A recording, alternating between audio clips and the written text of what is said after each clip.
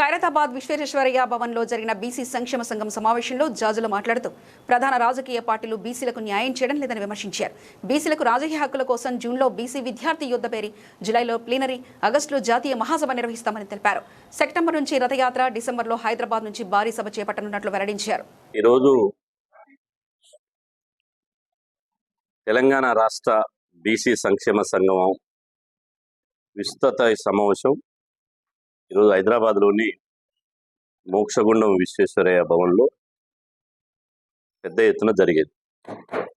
ఈ సమావేశంలో రాష్ట్రంలోని అన్ని జిల్లాల అధ్యక్షులు, ప్రధాన కార్యదర్శులు, అనుబంధ సంఘాలు, విద్యార్థి, యువజన, మహిళా, ఉద్యోగ, ఉపాధ్యాయ, ఆర్టీసీ సంఘాల నాయకులు పాల్గొనడం జరిగింది.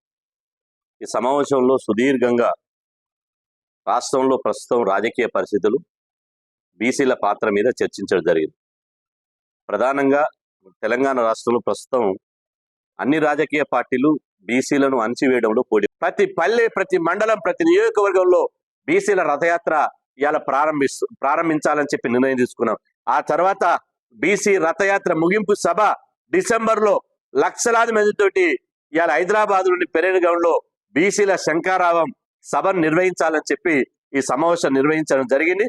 ఎట్టి పరిస్థితుల్లో తెలంగాణ రాష్ట్రం ఇప్పుడు చూస్తున్నాం, పక్క రాష్ట్రంలో తమిళనాడులో ఏం జరుగుతుంది, అదేవిధంగా నేపాల్లో జంజీ ఉద్యమం వచ్చి నేపాల్ ఏం జరిగింది.